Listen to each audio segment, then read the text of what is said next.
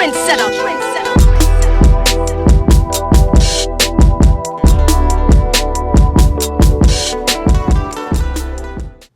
my music now and like how my music has progressed like through time, I kind of just want people to know, like, if you feeling like this, you're not the only person feeling that way. Like, everybody has emotions, like man or woman or anything in between, like anything. Like, it's okay to have emotions. We all get emotional. We all have our moments where we like, dang, like, why I gotta be like this? Why I gotta be like that? Because I mean, like, our generation, like, I feel like everybody want to be nonchalant and act like they don't care, and like social media be like eating at our brains. Wow. So it's like, in my music, it's like, okay, like you can feel like that if you're feeling some kind of way, like you can express it, because if you don't express it, you might blow up and you might end up blowing up somebody's car or hurting somebody. We don't want that to happen. Yeah. So, yeah. That's funny that you talked about that, because you're single, Love and BS. So when I was looking at the video, you was getting your hair done, you was talking to your hairdresser, and it's so, you know, and I was just thinking about, like, it's so realistic, like whatever the BS was and whatever the stress was, like you was venting it out, like getting your hair done, like that was the moment.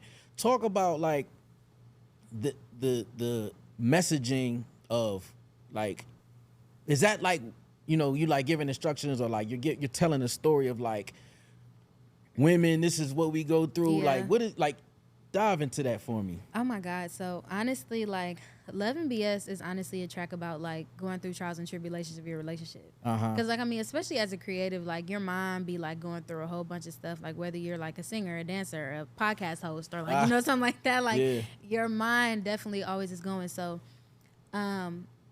like, I've been in a relationship where like I was really in love with the dude, but like he was stressing me out.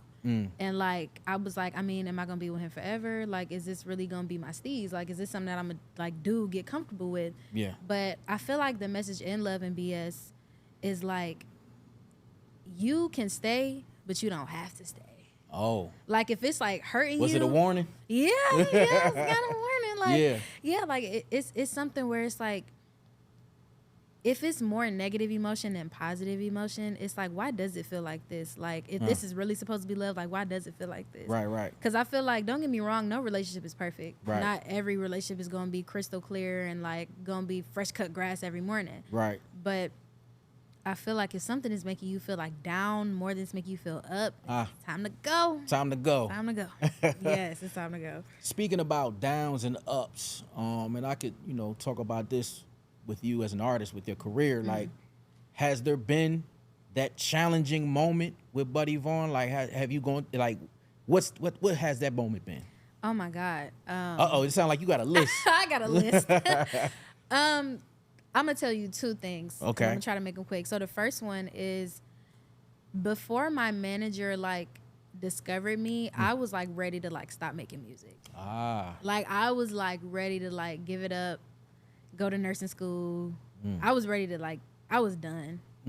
But the reason why I was done was kind of like selfish though. I was kind of done because I'm like, dang, like I should have blew up already. Oh. But I mean, you was getting impatient? Yeah, like, okay. But that's not a good way to think about it, especially if you're doing something you love. Like, you shouldn't be like, I should be like rich by now. Like, people like have been making music for 10 years and like just blew up yesterday. You know what I'm saying? So when my manager found me on social media, and like, so that's how that happened. Yeah. Shout out to Phil. That's like my uncle. Yeah. Troy is my co-manager. Yeah. We're getting closer. That's like my bro.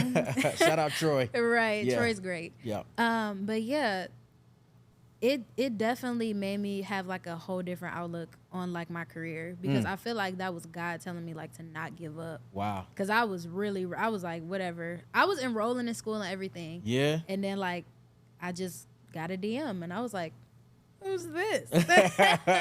So yeah, but the second one is definitely you have to have a real backbone, and like you have to be very strong-willed and strong-minded, especially as a woman, a black woman at that in the industry. And a lot of people say I'm very dominant. I think I am, but that's how I was raised though. Okay. Like, my mom and my dad, thank God for them. And I grew up with both of them. They've been together in my whole life. Like, always shown me love, always cared about me, always told me to treat people how I want to be treated. Yeah. So they kind of always brought me up as being independent. So like, I'm kind of getting used to certain things, like me not having to do them myself. Yeah. So definitely had to learn how to be stronger and not be as sensitive and not take everything to heart. Gotcha. That's something that I definitely needed to learn. Okay, so that's business and personal. Yes. I was about to cuss. Yes. No, it's all good. It's a podcast. Oh, okay. Yes. Hell yeah. Okay. Hell yeah. Yes. That was a light curse. That's all good. All right.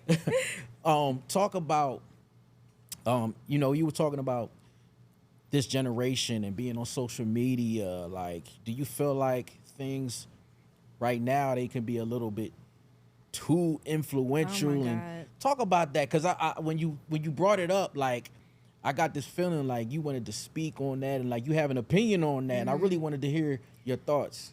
Honestly, I just feel like a lot of people are very easily influenced, and at the end of the day, you can't satisfy everybody, so you might as well satisfy yourself at the end of the day. I'm a pretty private person. Like, I've grown to be pretty private. I'm more so trying to be more public with my fans, though. Like, with the people that support. I don't even feel right saying fans, but like the people that like support me, listen to my music. I just feel like in anybody's eyes, you can't do nothing right. People talk about my hair. People talk about my makeup, how I dress. Yeah, that's gonna happen. That happens. Yeah. Like, I do it for me. I don't do it for you. You know. But I feel like everybody's very easily influenced. I feel like some people are influenced by the wrong people, and I feel like some people think they are very influential, and they don't even know left from right. So that's why I don't take people too serious. I don't take social media too serious. I just post and I go. Right. Like, I just post and I go. This is what you get right here. Yeah. Talk about the future of R&B. You got the Summer Walkers, the Scissors, the Brent Fires. I mean, the list going on. Yourself, you coming out doing your thing. Yep. Where you feel like the game is going?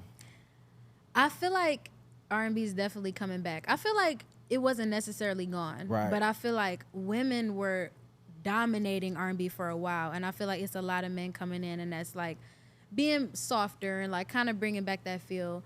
Just like Quintelli, shout out to Quintelli.